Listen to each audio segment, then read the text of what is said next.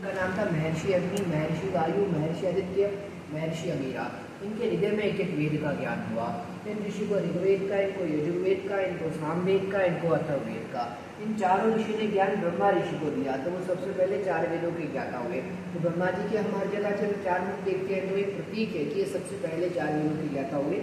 ब्रह्मा जी ने चार वेद का ज्ञान आगे दिया, आने वाली पीढ़ियों में दिया। उन सभी ने फिर आगे से आगे दिया, तो ये बढ़ता चला गया। लेकिन एक बीजरूप था, जिस कारण से वेद के ज्ञान को हर व्यक्ति नहीं समझ सकता, इसलिए इन ऋषियों ने फिर विस्तार से समझाया। योग दर्शन लिखा पतंजलि जी ने, महर्षि कणाद ने परमाणु की खोज की, वैशेषिक दर्शन लिखा, गौतम ऋषि ने न्याय दर्शन लिखा, कपिल मुनि ने सांख्य दर्शन लिखा, वाल्मीकि जी बल थोड़ा अलग है रामायण लिखने वाले, जैमिनी जी ने मीमांसा दर्शन लिखा, वेद व्यास ने वेदांत दर्शन लिखा, व्याकरणाचार्य पाणिनि जी हुए, सर्जन की शुरुआत सुश्रुत ऋषि ने की, और चरक जी ने चरक संहिता लिखा, मेडिसिन वगैरह इन्होंने बनाए थे। ये भी वही ऋषि थे, फिर चाणक्य जी, आर्यभट्ट, वराह है। ये फिर भास्कराचार्य है जिन्होंने सबसे पहले ग्रेविटी की खोज की थी, और ये है ऋषिकारद्वारा जो हम रामायण के समय जो विमान देखते हैं उसको बनाने वाले ये थे। ये फिर पूरी अपनी रामायण बता रखी है, रामचरितमानस रामायण के बारे में बताया है। वैसे तो हम सभी को रामायण के बारे में पता है, सबको जानकारी है, लेकिन आजकल हम अलग अलग जगह पर देखते हैं तो आपको थोड़ा अपने अपने हिसाब से बताते हैं। जैसे आपने देखा होगा कि जो अहिल्या थी उनको गौतम ऋषि श्राप दे के चले गए, तो पत्थर की मूर्ति बन गई। तो भगवान श्री राम जब वहाँ पर आए, उनके ऊपर पैर रखा तो वो इससे इंसान बन जाती, ऐसा हमको बताया जाता है। लेकिन वाल्मीकि रामायण में ऐसा कहीं नहीं लिखा है।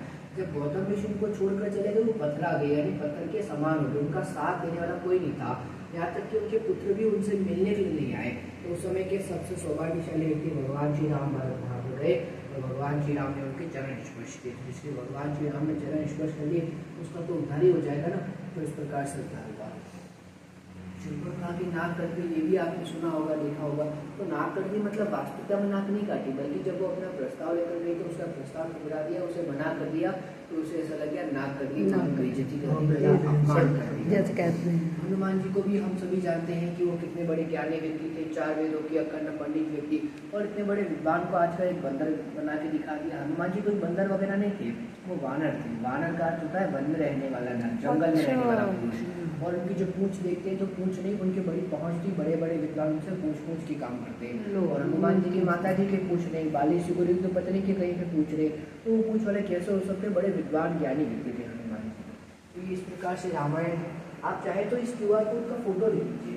अच्छा, इसमें रामायण तो अभी आप नहीं जान पाएंगे, आप इसका ले लीजिए फोटो, वो लिंक खुल जाएगा। हाँ, उसमें सब आ जाएगा।